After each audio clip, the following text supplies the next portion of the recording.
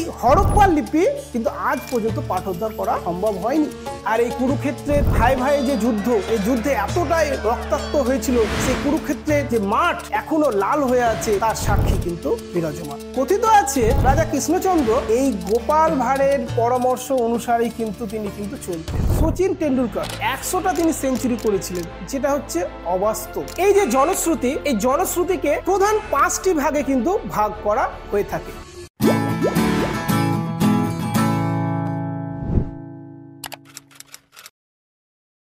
প্রিয় ছাত্রছাত্রীরা, আশা করি তোমরা সকলেই ভালো আছো। আমি প্রথমে এলিট ইউটিউব চ্যানেলের দ্বাদশ শ্রেণীর ইতিহাস ক্লাসে প্রত্যেককে স্বাগত জানাই। আজকে দ্বাদশ শ্রেণীর প্রথম অধ্যায়, যার নাম হচ্ছে অতীত স্মরণ, এই অধ্যায়টি নিয়ে আলোচনা করব। আমরা বিগত ক্লাসে 5 থেকে 11 এখানে কিন্তু অতীত স্মরণ সম্পর্কে কিন্তু পড়েছি, এবং ক্লাস 12-এ উঠে এখানেও কিন্তু অতীত স্মরণ অধ্যায়টি রাখা হয়েছে। তাহলে দেখো, এখন ক্লাস 12-এ উঠে অতীত স্মরণ অধ্যায়টি আবার আমরা পড়বো কেন, এটা কিন্তু আমাদের মধ্যে কিন্তু একটা প্রশ্ন জাগবে। তাহলে দেখো, 5 থেকে 11 এই ক্লাসে যে অতীত স্মরণ যেটা আমরা পড়েছি এবং ক্লাস 12-এ যে অতীত স্মরণ পড়ব, এর একটা প্রধান পার্থক্য রয়েছে। ক্লাস 5 থেকে 11 এখানে অতীত স্মরণ যেটা আমরা পড়েছি, সেখানে কিন্তু কোনো একটা ঘটনার পরিপ্রেক্ষিতে যে ইতিহাস রচিত হয়েছে সেটা কিন্তু আমরা জেনেছি, এবং ক্লাস 12-এ যে অতীত স্মরণ পড়ব এবং তার মেন বিষয়বস্তু হচ্ছে বিভিন্ন ঐতিহাসিক উপাদান। আর প্রত্যেকটা ছাত্রছাত্রীর ক্ষেত্রে এই অধ্যায়টি হচ্ছে খুবই গুরুত্বপূর্ণ। তার কারণ অতীত স্মরণে যে বিষয়টি নিয়ে আলোচনা করা হয়েছে, বিভিন্ন উপাদান, ঐতিহাসিক উপাদান নিয়ে কিন্তু আলোচনা করা হয়েছে। বিভিন্ন ঐতিহাসিক উপাদানের কথা বললাম, তাহলে এই উপাদান খুবই গুরুত্বপূর্ণ। তার কারণ এই উপাদানের ভিত্তিতে কিন্তু আমরা ইতিহাসের যুগকে কিন্তু 3টি ভাগে ভাগ করে থাকি। কয়টি? 3টি ভাগে ভাগ করে থাকি। তাহলে এই 3টি ভাগ কি কি? প্রথমে যেটা আছে প্রাগ ঐতিহাসিক যুগ, ঐতিহাসিক যুগ। আর দ্বিতীয় নম্বরে কি আছে? প্রায় ঐতিহাসিক যুগ। এবং 3 নম্বরে আছে ঐতিহাসিক যুগ। তাহলে দেখো, প্রথমে আমরা প্রাগ ঐতিহাসিক যুগ সম্পর্কে জানবো। প্রাগ ঐতিহাসিক যুগটা কি? যে সময়ে কোনো ঐতিহাসিক উপাদান পাওয়া যায়নি বা কোনো ঐতিহাসিক উপাদান লেখা হয়নি। তাহলে এই সময়ে যে সমস্ত উপাদানের উপর নির্ভর করতে হতো সেগুলো কি? সেটা হচ্ছে জনশ্রুতি। এই জনশ্রুতির উপর নির্ভর করে কিন্তু প্রাগ ঐতিহাসিক যুগের ইতিহাস আমরা জানতে পারি। আর প্রায় ঐতিহাসিক যুগ বলতে আমরা যেটা বুঝে থাকি, যে সময়ে ইতিহাস লেখা হয়েছিল কিন্তু সেটাকে পাঠোদ্ধার করা সম্ভব হয়নি, অর্থাৎ পাঠযোগ্য নয়। যেমন হচ্ছে হরপ্পা লিপি। তাহলে এই হরপ্পা লিপি কিন্তু আজ পর্যন্ত পাঠোদ্ধার করা সম্ভব হয়নি। সেই কারণে হরপ্পা সভ্যতাকে প্রায় ঐতিহাসিক যুগের সভ্যতা বলা হয়। এবার বাকি থাকলো কি? ঐতিহাসিক যুগ। তাহলে ঐতিহাসিক যুগ মানে যে সময়ে ইতিহাস লেখা হয়েছিল এবং সেগুলোকে পাঠোদ্ধার করা সম্ভব হয়েছে এবং সেগুলো থেকে আমরা বিভিন্ন ইতিহাস জানতে পারছি। এটা হচ্ছে বিভিন্ন যে বৈদেশিক যে লেখক থেকে শুরু করে দেশীয় লেখকদের যে বিবরণী, সমস্ত কিছু কিন্তু এর মধ্যে কিন্তু পড়ছে। বিভিন্ন পেপার পত্রিকা থেকে শুরু করে সমস্ত কিছু কিন্তু এই ঐতিহাসিক যুগ সম্পর্কে আসছে। তাহলে দেখো, যে ইতিহাসের যুগ বিভাজন করলাম, তার পিছনে কিন্তু আমরা কিন্তু এখান থেকে নিব প্রাগ ঐতিহাসিক যুগের যে উপাদান, এই বিষয়টাকে জানার জন্য আমরা এই জিনিসগুলো করলাম। তাহলে দেখো, যে প্রাগ ঐতিহাসিক যুগ, তাহলে প্রাগ ঐতিহাসিক যুগের ইতিহাস জানার জন্য প্রধান উপাদান হচ্ছে জনশ্রুতি। তাহলে আমাদের মনে কোশ্চেন জাগতে পারে কি, যে জনশ্রুতিটা কি, জনশ্রুতি কিভাবে সৃষ্টি হয়েছিল, এই বিষয়টা কিন্তু আমরা জানবো। এই যে প্রাগ ঐতিহাসিক ইতিহাস জানার জন্য জনশ্রুতির উপাদানটি খুবই গুরুত্বপূর্ণ। আর এই জনশ্রুতি থেকে কিন্তু অতীত ইতিহাস সম্পর্কে আমরা কিন্তু বিস্তারিত জানতে পারবো। দেখো, জনশ্রুতি কি, এর সংজ্ঞা জানার আগে আমরা জনশ্রুতি কিভাবে সৃষ্টি হয়েছে আগে সেটা জানি। তাহলে দেখো, একটু আগে যেটা আলোচনা করলাম প্রাগ ঐতিহাসিক যুগ, তাহলে প্রাগ ঐতিহাসিক যুগে মানুষ বিভিন্ন জায়গাতে যাযাবরের মতন জীবন ধারণ করত, অর্থাৎ তারা স্থায়ী ছিল না, স্থায়ী বাসস্থান তাদের ছিল না। তারা পশুর মাংস, বিভিন্ন গাছের ফল মূল খেয়ে জীবন ধারণ করত। তারা চাষবাস জানতো না, কিন্তু কালক্রমে তারা পশুকে শিকার করতে শিখলো, তারা পশুকে বশ মানাতে শিখলো, পালন শিখলো, এবং তার সাথে সাথে যে কৃষি, তারা কিন্তু কৃষিও শিখলো। কৃষি যেটা হচ্ছে জনশ্রুতির খুবই গুরুত্বপূর্ণ একটা বিষয়। তাহলে কৃষি কাজ তারা কিন্তু শিখলো। এবার কৃষি কাজ যখন শিখলো, তারা তো তাদের যে প্রাথমিক চাহিদা, যে খাদ্য যেটা দরকার ছিল, যার জন্য তারা এক জায়গা থেকে আরেক জায়গায় যেত, এর ফলে তারা চাষবাস শেখার ফলে কিন্তু খাদ্য যখন বানাতে শিখলো, তাদের হাতে কিন্তু প্রচুর পরিমাণে কিন্তু কি টাইমটা চলে এলো, সময়, তাদের হাতে কিন্তু প্রচুর সময় চলে এলো, অবসর সময় চলে এলো। তাহলে অবসর সময়, এই অবসর সময় যখন আমাদের হাতে থাকে, তখন আমরা কি করি? বন্ধু বান্ধবকে ডাকি, একটু আড্ডা মারি, গল্প করি, বিভিন্ন ধরনের বিষয় নিয়ে আলোচনা করি। তো দেখো, যখন হচ্ছে তাদের হাতে প্রচুর পরিমাণে টাইম বা অবসর সময় যখন হাতে যখন এসেছিল, তখন তারা কি করলো, যে পূর্বের তাদের যে কাহিনী, বয়োজ্যেষ্ঠ ব্যক্তিরা পূর্বের কাহিনী তাদের থেকে কম বয়সের লোকদের কাছে তারা সেগুলোকে ব্যাখ্যা করতো, আলোচনা করত, এবং সেখান থেকে যে শুনে শুনে কিন্তু এই জনশ্রুতি সেটার কিন্তু উদ্ভব হয়েছিল।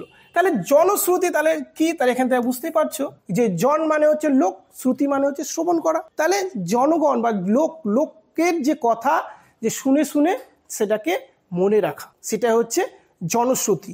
আর এই জনশ্রুতির ওপর নির্ভর করে প্রাগ ঐতিহাসিক যুগের ইতিহাস রচিত হয়েছিল, এবং সেখান থেকেই আমাদের তথ্য কালেকশন করতে হয়। দেখো, এই যে জনশ্রুতি, এই জনশ্রুতিকে প্রধান 5টি ভাগে কিন্তু ভাগ করা হয়ে থাকে।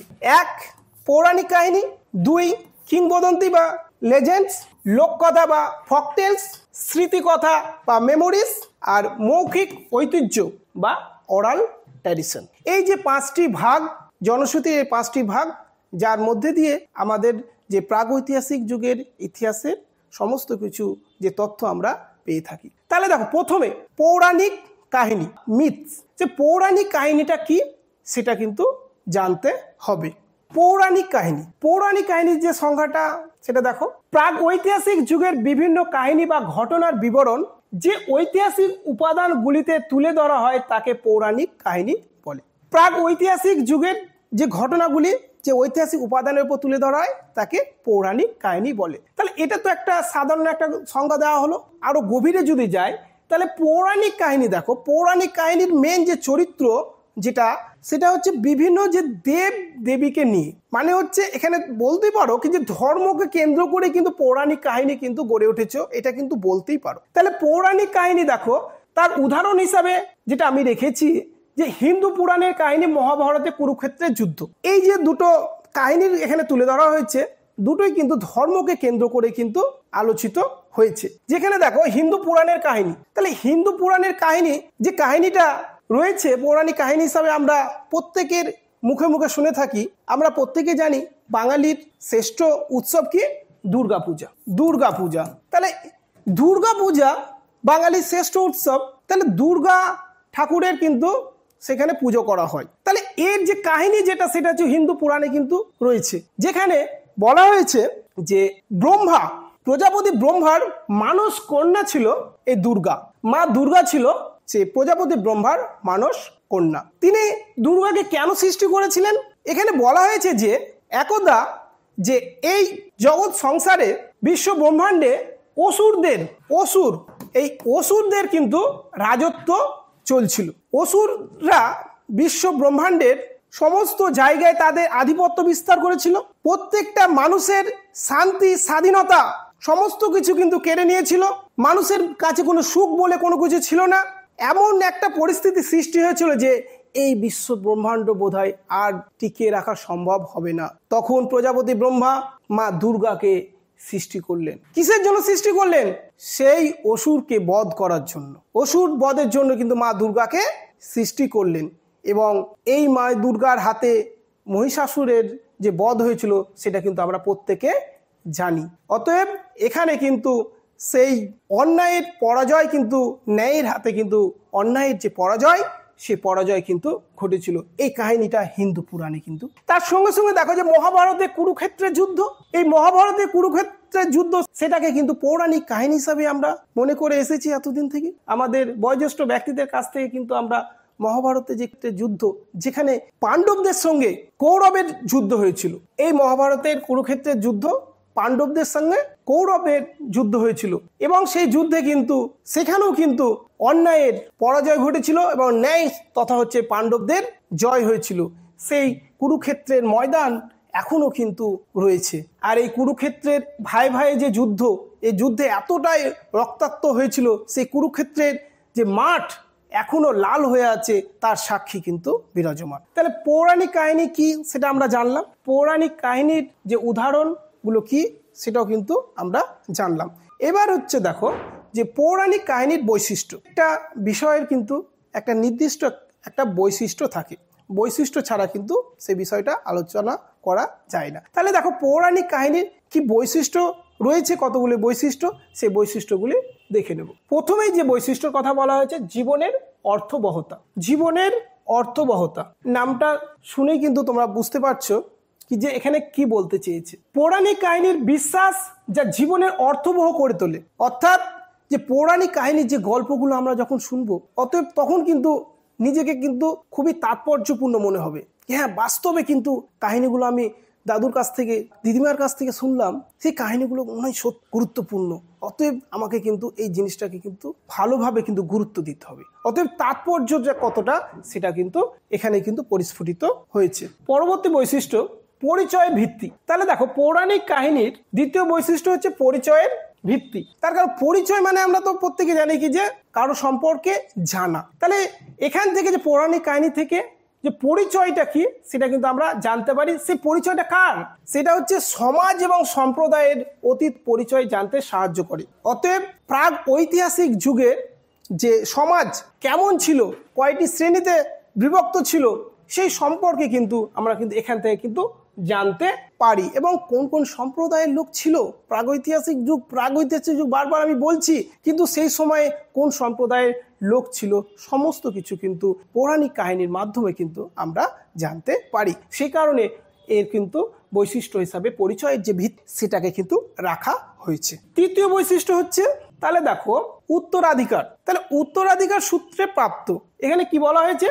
অতীতের সময় থেকে উত্তরাধিকার সূত্রে বর্তমান মানব সমাজে প্রচলিত হয়। উত্তরাধিকার সূত্রে এই কথাটার সঙ্গে কিন্তু আমরা প্রত্যেকেই পরিচিত। তার কারণ উত্তরাধিকারী সূত্রে আমরা বাবা মায়ের অনেক সম্পত্তি আমরা পেয়ে থাকি, সেটাই সূত্রেই তুমি ওটা মনে করো কি যে উত্তরাধিকারী সূত্রে আমি পেয়েছি। তো সেই রকমই দেখো যে পৌরাণিক কাহিনী সেটা হচ্ছে উত্তরাধিকারী সূত্রে কিন্তু আমরা সেটা কিন্তু পেয়ে গেছি। তার কারণ ঠাকুর দাদা থেকে শুরু করে ঠাকুমা তারা যে কাহিনীটা তোমাকে শুনিয়েছে, তুমি তোমার ছেলে মেয়েকে কিন্তু শোনাচ্ছ, এবার তোমার ছেলে মেয়ে তার ছেলে মেয়েকে শোনাবে। তার মানে কি এখান থেকে কি তার কিন্তু যে পরবর্তী জেনারেশন এইভাবে কিন্তু একের পর এক কিন্তু কাহিনী কিন্তু সেটা ট্রান্সফার হয়েই যাবে।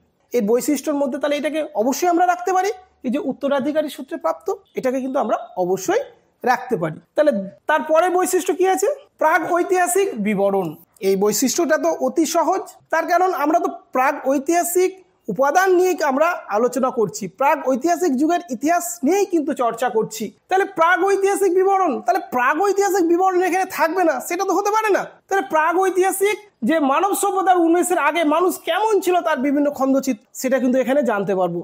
তাহলে দেখো যে আমি জনশ্রুতি যে কিভাবে সৃষ্টি হয়েছে সেখানে আলোচনা কিন্তু সেটা করেছি কি যে মানব সভ্যতা আগে কিরকম ছিল, সেই চিত্র থেকেও কিন্তু তোমরা মোটামুটিভাবে বুঝতে পারছো কি যে এখানে আদিম সভ্যতা বা আদিম মানুষের কথা কিন্তু এখানে বলা হয়েছে। এই সমস্ত কিছু কিন্তু এখানে আছে। তেমন দেখো এখানে পশু যে পালন থেকে শুরু করে এখানে ধান চাষ সমস্ত কিছু কিন্তু এখানে কিন্তু আছে।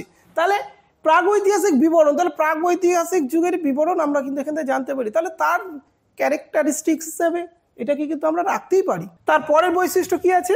বিষয়ের বিশিষ্টতা। এখানে দেখো লক্ষ্য করো বিষয়ের বিশিষ্টতা মানে হচ্ছে দেখো এখানে বিষয় বলতে কারো সম্পর্কে জানা, এই কি বললো ওই কি বললো এই টাইপের কোনো কিছু নয়। এখানে বিষয়ের বিশিষ্টতা বলতে এখানে যেটা আমাদের কল্পনার ছাড়া মানে কল্পনার জগতে অলৌকিক বিষয়গুলো কিন্তু এই পৌরাণিক কাহিনীতে কিন্তু আলোচিত হয়। যেমন হচ্ছে উদাহরণ হিসাবে আমি যে পুরাণের যে কাহিনী বা মহাভারতে যে কুরুক্ষেত্রে যে যুদ্ধ যেটা আলোচনা করলাম, তো সেখানে কিন্তু সেটা সাধারণ ঘটনা তো নয়, সেটা একটা অতীন্দ্রিয় অলৌকিক ঘটনা নিয়ে কিন্তু আলোচনা করলাম। তাহলে বুঝতেই পারছো, তাহলে এখানে বিষয়ের ভ্যারাইটিস কিন্তু আছে। এখানে শুধুমাত্র যে একটা বিষয়কে কেন্দ্র করে যে ইতিহাস যে রচিত সেটা কিন্তু নয়। পরবর্তী বৈশিষ্ট্য, এতক্ষণ পর্যন্ত আমরা পৌরাণিক কাহিনী বা মিথস এর বৈশিষ্ট্যগুলি নিয়ে আলোচনা করলাম। এর পরবর্তীতে ইতিহাসের ক্ষেত্রে এই পৌরাণিক কাহিনীর গুরুত্ব কতটা সেই নিয়ে কিন্তু আলোচনা করব। তাহলে পৌরাণিক কাহিনীর গুরুত্বগুলো কি কি আছে? প্রথমে দেখো, সত্য ঐতিহাসিক উপাদান। তাহলে পৌরাণিক কাহিনীকে বেশ করে পরবর্তীতে যে মহাভারত, পুরাণ, রামায়ণ এই সমস্ত কিছু কিন্তু রচিত হয়েছে। তাহলে সেটাকে কিন্তু যে মানব সমাজ সত্য বলেই কিন্তু সেটাকে কিন্তু মেনে নিয়েছে। তাহলে তার গুরুত্ব হিসাবে পৌরাণিক কাহিনীর গুরুত্বকে আমরা ছোটভাবে দেখতে পারি না। তার কারণ তার গুরুত্বকে কিন্তু মানব সংস্কৃতি, বিশেষ করে হিন্দু সম্প্রদায় মানুষ, তারা কিন্তু সেটাকে মেনে নিয়েছে। সেই কারণে এখানে সত্য ঐতিহাসিক উপাদানের হিসাবে কিন্তু সেটাকে ধরে নেওয়া হয়। এর উল্লেখযোগ্য গুরুত্ব কি আরেকটা, সেটা হচ্ছে সময়কাল নির্ণয়। দেখো, সময়কাল নির্ণয়, তাহলে সময়কাল, ইতিহাসের স্টুডেন্ট হিসাবে সময়কাল কিন্তু খুবই হচ্ছে গুরুত্বপূর্ণ, সময়কাল নির্ণয়টা। তাহলে দেখো, পৌরাণিক কাহিনী বিভিন্ন সময়ের সময়কাল নির্ণয়, বহু সাল তারিখ নির্ণয়ের ক্ষেত্রে কিন্তু গুরুত্বপূর্ণ ভূমিকা গ্রহণ করে। পৌরাণিক কাহিনীকে নিছক একটা গল্প কাহিনী হিসাবে ছেড়ে দিলে হবে না। তার কারণ এই পৌরাণিক কাহিনীকে সূত্র ধরেই পরবর্তীতে কিন্তু ইতিহাসের যে সময়কাল যে নির্ধারণ করা হয়েছিল, সমস্ত কিছু কিন্তু পৌরাণিক কাহিনীর ওপর ভিত্তি করে কিন্তু গড়ে উঠেছে। এবার পরবর্তীতে চলে যাব বংশ তালিকা। ইতিহাস রচনার ক্ষেত্রে বা ইতিহাস গবেষণার ক্ষেত্রে খুবই গুরুত্বপূর্ণ একটা বিষয় হচ্ছে বংশ তালিকা। তার কারণ হচ্ছে বংশ তালিকা যদি না তৈরি করতে পারা যায় তাহলে কিন্তু ইতিহাস কিন্তু রচনা করা সম্ভব নয়। তাহলে এখানে বংশ তালিকা বলতে কি, প্রাচীন কালের বিভিন্ন রাজবংশের যে বংশ তালিকা সেগুলো কিন্তু জানা যায়। অতএব সেই যে প্রাচীন কাল থেকে যে সমস্ত রাজারা, আমরা জানি কি যে প্রাচীন কালে বিশেষ করে হিন্দু রাজারা কিন্তু রাজত্ব করেছিল এবং হিন্দু সংস্কৃতিকে কিন্তু তারা কিন্তু একটা বিশেষ জায়গাতে পৌঁছে দিয়েছিল।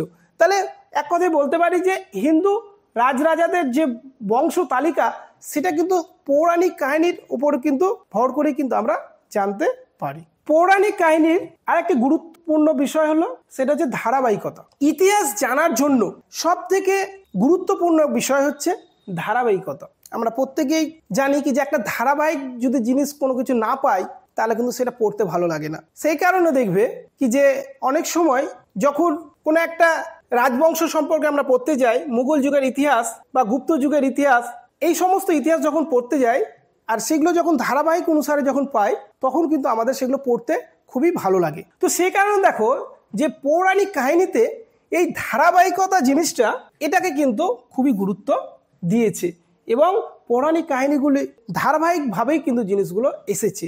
কোনোটা যে হঠাৎ করে চলে এলো এবং হঠাৎ করে সেটা উধাও হয়ে গেল এরকমভাবে কিন্তু কোনো কিছু নেই, সেটা কিন্তু ধারাবাহিকতা দিকটা কিন্তু গুরুত্ব দিয়েছে। এতক্ষণ আমরা জনশ্রুতির প্রথম ভাগ পৌরাণিক কাহিনী সম্পর্কে জানলাম। এবার আমরা জনশ্রুতির দ্বিতীয় ভাগ কিংবদন্তি বা লেজেন্ডস সম্পর্কে বিস্তারিত জানব। কিংবদন্তি বা লেজেন্ডস, তাহলে কিংবদন্তি বলতে আমরা যেটা একদম সংক্ষিপ্তভাবে বুঝে থাকি সেটা হচ্ছে অনেক বিখ্যাত এবং অনেক লোক দ্বারা প্রশংসিত ব্যক্তি, যেটা হচ্ছে কিংবদন্তি। এই লাইনটিকে যদি আমি ব্যাখ্যা করতে যাই তাহলে অনেক বিখ্যাত, অনেক লোক দ্বারা প্রশংসিত ব্যক্তি। আমরা যুগে যুগে এমন অনেক ব্যক্তিকে দেখেছি যারা হচ্ছে বহু মানুষ দ্বারা প্রশংসিত এবং অনেক বিখ্যাত এবং তাদের গুরুত্ব হচ্ছে দেশ, সমাজ এবং বিশ্বের দরবারে তাদের গুরুত্ব বা চাহিদা হচ্ছে অনেক। যেমন উদাহরণস্বরূপ সচিন তেন্ডুলকর, গোপাল ভাঁড়, মহেন্দ্র সিং ধোনি, তিনজনের নাম এখানে আমি লিখেছি। তাছাড়াও জীবন্ত অনেক লেজেন্ডের নাম কিন্তু আমরা পাই, যেমন হচ্ছে শাহরুখ খান, সালমান খান, সত্যজিৎ রায়, উত্তম কুমার। এরা কিন্তু প্রত্যেকেই কিন্তু প্রত্যেকটা যুগের কিন্তু এক একটা লেজেন্ড ছিলেন। তাহলে দেখো এবার লেজেন্ড কেন বলবো, সচিন তেন্ডুলকরকে কেন লেজেন্ড বলবো, মহেন্দ্র সিং ধোনিকে কেন লেজেন্ড বলবো বা গোপাল ভাঁড়কে কেন লেজেন্ড বলবো। তাহলে দেখো সচিন তেন্ডুলকর, যার নাম বিশ্বে কে না চেনে, যিনি ছিলেন একজন ক্রিকেটার, তিনি কিন্তু ছিলেন কি একজন ক্রিকেটার। তাহলে দেখো এই সচিন টেন্ডুলকার যিনি হচ্ছেন 100 সেঞ্চুরির মালিক, তাহলে 100টা তিনি সেঞ্চুরি করেছিলেন, যেটা হচ্ছে অবাস্তব। আমরাই অবাস্তব ভাবছি, আমাদের জেনারেশন, আমার ছেলেমেয়েরা যখন শুনবে কি যে একজন ব্যক্তি 100টা সেঞ্চুরি করেছে, তারা কিন্তু আরো আশ্চর্য হয়ে যাবে, কি করে সম্ভব। তাহলে নিশ্চয়ই তাহলে বুঝতে পারছো কি যে তিনি কতটা বিখ্যাত ছিলেন। তার সাথে সাথে দেখো যে মহেন্দ্র সিং ধোনি, তিনিও ছিলেন কিন্তু একজন ক্রিকেটার। তিনি বিখ্যাত অ্যাজ এ ক্যাপ্টেন হিসাবে, তিনি ভারতীয় দলের অধিনায়ক ছিলেন এবং তার সময় কিন্তু ওয়ার্ল্ড কাপ আমরা কিন্তু জিতেছিলাম 2011 এবং টি20 ওয়ার্ল্ড কাপ 2007 সালে। তাহলে তার যে অবদান তাহলে নিশ্চয়ই খুবই গুরুত্বপূর্ণ। তাহলে তাকে কিন্তু আমরা লেজেন্ডের বা কিংবদন্তি, জীবন্ত একজন কিংবদন্তি হিসাবে কিন্তু আমরা বলতে পারি।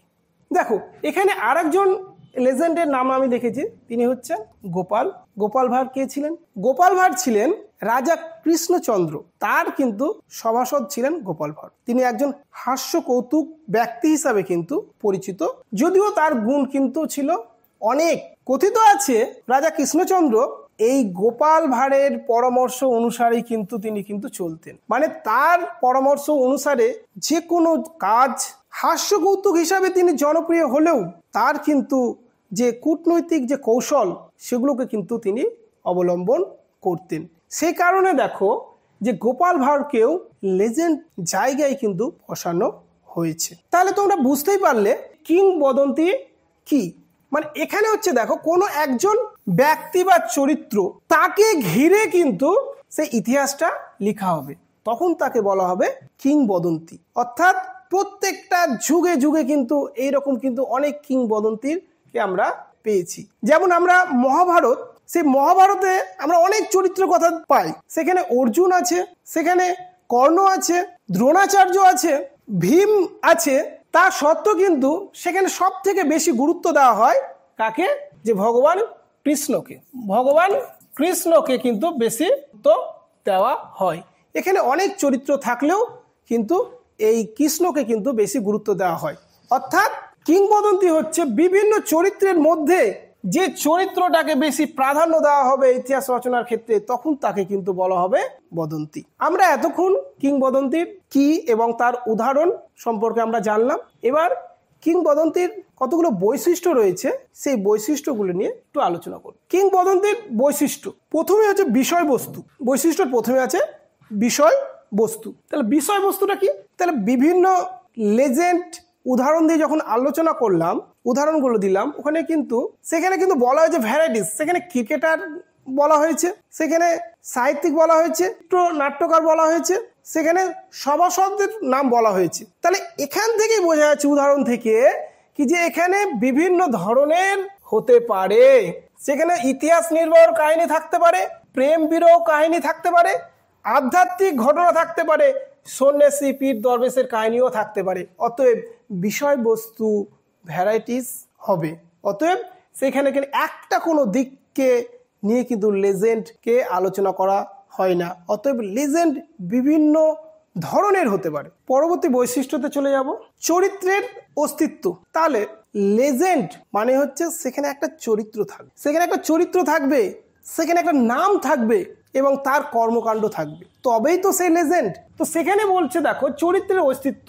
তাহলে লেজেন্ড, দেখো লেজেন্ডরা কিন্তু একসময় জীবিত ছিলেন এবং অনেকে আবার জীবন্ত লেজেন্ড এখনো রয়েছে, যেগুলো কিন্তু আমি পূর্ববর্তী যে স্লাইডে সেটা কিন্তু আলোচনা করেছি। তাহলে দেখো যে চরিত্রের অস্তিত্ব মানে এখানে কিন্তু একজন চরিত্র কিন্তু অবশ্যই থাকবে, তার অস্তিত্ব ছাড়া কিন্তু কখনোই কিন্তু লেজেন্ড কিন্তু হতে পারে না। অতএব একজন চরিত্র, এবং চরিত্র সেটা মহিলা হতে পারে, সেটা পুরুষ হতে পারে। যেমন ধরো এখানে চিত্রতে দেখতে পাচ্ছ যে গৌতম বুদ্ধ, তাহলে গৌতম বুদ্ধকেও একজন লেজেন্ড ব্যক্তি বলতেই পারি। আবার মহাবীর, তাকেও বলতে পারি, এনারা কিন্তু লেজেন্ড ছিলেন। পরবর্তী বৈশিষ্ট্যে চলে যাব, যেখানে বলা হয়েছে দেখো বিষয় ও কল্পনা কিংবদন্তির প্রেক্ষাপটে অত্যন্ত সক্রিয়। এখানে বলাই হয়েছে কি যে কিংবদন্তির একজন চরিত্র থাকবে। তাহলে চরিত্র মানে হচ্ছে একজন ব্যক্তি, সে মহিলা বা পুরুষ হতেই পারে। তাহলে দেখো তার বিষয় এবং কল্পনা তার কি বিষয়, তিনি কোন বিষয়ের ওপর তিনি খ্যাতি অর্জন করেছেন, নামডাক অর্জন করেছেন, সেগুলো কিন্তু এবং কাল্পনিক তার যে কল্পনা সেটা কিন্তু অবশ্যই সক্রিয়। যেমন সিনেমা জগতের অন্যতম ব্যক্তিত্ব সত্যজিৎ রায়। সত্যজিৎ রায়, এই সত্যজিৎ রায় যিনি সিনেমার জন্য অস্কার পেয়েছিলেন। আর এই সত্যজিৎ রায় তিনি এমনভাবে যে বিষয় এবং কল্পনাকে কেন্দ্র করে সিনেমাগুলি তৈরি করতেন, যেগুলো কিন্তু আজও কিন্তু খুবই কিন্তু আমাদের ভাবায় যে কীভাবে এই সমস্ত সিনেমাগুলো তিনি তৈরি করতেন। আজও ফিল্ম ডিরেক্টরদের ভাবায় এই সত্যজিৎ রায় সম্পর্কে, কিভাবে তিনি এই সমস্ত সিনেমাগুলো তৈরি করতেন। আর এখানেই কি যে একজন যে সাধারণ মানুষ থেকে যে লিজেন্ডারি ব্যক্তিদের পার্থক্যটা এখানেই। কিংবদন্তির অন্যতম বৈশিষ্ট্য হিসাবে যেটা এখানে রাখা হয়েছে অতিরঞ্জন, অতিরিক্ত বেশি করে দেখানো হয়েছে। যে লিজেন্ডের আমরা উদাহরণ হিসাবে আমরা প্রথমে আলোচনা করেছিলাম সচিন টেন্ডুলকার। এই সচিন টেন্ডুলকার 100 সেঞ্চুরির মালিক, আর তার যে রান, তার রানের জন্য তাকে কিন্তু গড অফ ক্রিকেট বলা হয়। কিন্তু একটা জিনিস ভাববার বিষয় আছে কি যে সচিন টেন্ডুলকারের পরবর্তী সময়ে কি এমন কোনো ক্রিকেটারের জন্ম হয়নি কি যে সচিন টেন্ডুলকারের থেকে ভালো খেলছে বা ভালো বেশি রান করতে পারবে, এরকম কি কোনো ক্রিকেটারের জন্ম হয়নি? হতেই পারে। যেমন ধরো বিরাট কোহলি তিনি কিন্তু অলরেডি সচিনের ওডিআই সেঞ্চুরির রেকর্ডটা ভেঙে ফেলেছে এবং প্রায় 77টি সেঞ্চুরি কিন্তু ওডিআই এবং টেস্ট মিলে সেঞ্চুরি করে ফেলেছে। সে কিন্তু তার সেঞ্চুরি ভাঙতেই পারে, তার জন্য তাকে যে গড অফ ক্রিকেট যে নামটা দেওয়া হয়েছে, তাহলে কিন্তু এখানে দেখো বেশি অতিরিক্ত রঞ্জিত করে কিন্তু সচিন টেন্ডুলকারকে দেখানো হয়েছে। এতক্ষণ পর্যন্ত আমরা কিংবদন্তির যে বৈশিষ্ট্যগুলি নিয়ে আলোচনা করলাম। এবার কিংবদন্তির কিছু গুরুত্ব রয়েছে, ঐতিহাসিক গুরুত্ব রয়েছে। সেই ঐতিহাসিক গুরুত্বগুলি দেখো। ঐতিহাসিক গুরুত্ব প্রথমে আছে শিক্ষা দান। তাহলে দেখো এই যে কিংবদন্তি যে চরিত্রগুলি যেগুলো আলোচনা করলাম, তো তাদের মধ্যে থেকে তাদের যে চরিত্র যেগুলো ছিল এবং তাদের যে গুণগুলো ছিল, সেগুলো কিন্তু আমরা কিন্তু প্রত্যেকেই কিন্তু অনুসরণ করি। যেমন ধরো যে গৌতম বুদ্ধ, সেই গৌতম বুদ্ধের যে অষ্টাঙ্গিক মার্গ, এই যে অষ্টাঙ্গিক মার্গ অনুসারে যে আমাদের জীবনকে কিভাবে আরো বেটার বা ভালো পথে, সৎ পথে যে আমরা নিয়ে যেতে পারবো, এই সমস্ত কিছু সম্পর্কে কিন্তু আমাদের শিক্ষা দান দেয়। আনন্দ দান, যে পৌরাণিক কাহিনী মতো কিন্তু এই লিজেন্ড বা কিংবদন্তির যে ইতিহাস পড়ার সময় কিন্তু একটা আলাদা কিন্তু একটা অনুভূতি জাগ্রত হয়, আমরা আনন্দ পাই। তার কারণ কি, এখানে কোনো একটা ব্যক্তির বিশেষ গুণাগুণ নিয়ে কিন্তু এখানে আলোচনা করা হয়। সেখানে যেমন আগেই বললাম যে ক্রিকেটার, সাহিত্যিক থেকে শুরু করে ফুটবলার থেকে শুরু করে বিভিন্ন যে কিংবদন্তির চরিত্র থাকতে পারে। তো সে কারণ দেখো তাদের যেহেতু যে বিষয়গুলো আলাদা, সে কারণে আমরা কিন্তু যখন কিংবদন্তির যে চরিত্রর ইতিহাস যখন আমরা পড়তে যাই, তখন কিন্তু আমাদের একঘেয়েমি ভাবটা, বোরিং ভাবটা, সেটা কিন্তু আমাদের মধ্যে আসে না। আমরা আনন্দ ফিল করি। ঐতিহাসিক তথ্যের সূত্র, বিভিন্ন কিংবদন্তির ওপর নির্ভর করে বিভিন্ন ঐতিহাসিক ঘটনার সত্যতা নিরূপণ করা সম্ভব হয়। তাহলে দেখো আমরা কিন্তু এই কিংবদন্তির গুরুত্ব হিসাবে ঐতিহাসিক তথ্যের সূত্রকে কিন্তু নিতে পারি। তার কারণ এখানে কিন্তু কোনো প্রকার কাল্পনিক কাহিনী কিন্তু এখানে থাকে না। মানে একজন ব্যক্তির তার যে গুণাবলী, তার যে বৈশিষ্ট্য, সমস্ত কিছু কিন্তু তিনি কি করেছেন, তিনি বিশ্বে এত কেন আলোচিত, এই সমস্ত কিছু কিন্তু তুলে ধরা হয়। অতএব এখানে কিন্তু যে ঐতিহাসিক তথ্যের যে সূত্র, সেগুলো কিন্তু আলোচিত হয়। যেমন ধরো গান্ধীজি সম্পর্কে আমরা জানছি, তাহলে গান্ধীজি সম্পর্কে যখন জানছি, একজন কিংবদন্তি হিসাবে যখন গান্ধীজিকে কিংবদন্তির আসনে যখন বসাচ্ছি এবং গান্ধীজি সম্পর্কে জানছি, তখন কিন্তু আমরা গান্ধীজির যে কর্মকাণ্ড হিসাবে কিন্তু আমরা যে স্বাধীনতা আন্দোলনে গান্ধীজির যে অবদান, সেই গান্ধীজির অবদান সম্পর্কে কিন্তু আমরা জানতে পারছি। তাহলে গান্ধীজির যে অবদান স্বাধীনতা আন্দোলনে, তাহলে আমরা যে আধুনিক যে ভারতের ইতিহাস সম্পর্কে কিন্তু আমরা জানতে পারছি। তাহলে এইরকমই দেখো যে কিংবদন্তির, বিভিন্ন কিংবদন্তির তাদের যে গুরুত্ব বা বৈশিষ্ট্য সম্পর্কে জানতে গিয়ে আমরা কিন্তু বিভিন্ন সময়ে যে সামাজিক, রাজনৈতিক, অর্থনৈতিক যে প্রেক্ষাপট, সেগুলোকে কিন্তু আমরা জানতে পারি। ঐতিহাসিক ভিত্তি। তাহলে দেখো এর সব থেকে উল্লেখযোগ্য গুরুত্ব হচ্ছে ঐতিহাসিক ভিত্তি, অর্থাৎ কিংবদন্তির যে গুরুত্ব সেটা হচ্ছে ঐতিহাসিক ভিত্তি, মানে হচ্ছে এটা কোনো কাল্পনিক ঘটনা নয়, অতএব সেটা কিন্তু বাস্তবে ছিল, তাকেই কিন্তু আমরা কিন্তু কিংবদন্তি বলে থাকি। আবার দেখো যে কোনো কিংবদন্তি প্রয়াত হয়েছে, সে বলে যে তার যে গল্প কাহিনী যে একেবারে শেষ হয়ে গেল সেটা কিন্তু নয়, আবার জীবন্ত কিংবদন্তি আছে। তাহলে দেখো যে একটা জিনিস ভালোভাবে বুঝতে পারছো কি যে এই যে ঐতিহাসিক এর ভিত্তি রয়েছে, এটা নিছক যে গল্প কাহিনী নয়, অতএব এর যে সত্যতা রয়েছে, এর হচ্ছে অবস্থান রয়েছে, সমস্ত কিছু কিন্তু এর কিন্তু বাস্তব কিন্তু আমরা চোখের সামনে কিন্তু দেখতে পাই। উদাহরণ হিসাবে আমরা সচিন টেন্ডুলকারের যে 100 সেঞ্চুরি, 100টা যে তিনি সেঞ্চুরি করেছেন, এই 100 সেঞ্চুরি নিয়ে কোনো কিন্তু ডিবেট বা বিতর্ক থাকবে না, তার কারণ এর সমস্ত কিছু ডাটা আমাদের কাছে আছে। তিনি যে 100টা সেঞ্চুরি ওডিআই এবং টেস্ট মিলে যে 100টা সেঞ্চুরি করেছেন, সেগুলো কিন্তু প্রত্যেক ভিডিও বা ফুটেজ কিন্তু আমাদের কাছে রয়েছে, এটাকে কিন্তু কেউ অস্বীকার করতে পারবে না। অতএব যে ঐতিহাসিক ভিত্তি হিসাবে এটা যে নিছক কাল্পনিক কাহিনী, এটা কিন্তু কেউ কিন্তু বলতে পারবে না। আজকের আলোচনাতে আমরা জনশ্রুতির যে ভাগগুলো আছে তার মধ্যে পৌরাণিক কাহিনী, কিংবদন্তি সম্পর্কে বিস্তারিত জানলাম। পরবর্তী ভিডিওতে আমরা লোককথা, স্মৃতিকথা এবং মৌখিক যে ঐতিহ্য সম্পর্কে আমরা জানব। অবশ্যই যদি ভিডিওটি ভালো লেগে থাকে লাইক এবং শেয়ার করবে এবং সাবস্ক্রাইব করতে ভুলবে না। এই ধরনের এডুকেশনাল ভিডিও আরও দেখতে চ্যানেলটিকে সাবস্ক্রাইব করে এলিট পরিবারের মেম্বার হয়ে যাও। Thank you so much and always remember, knowledge worth sharing.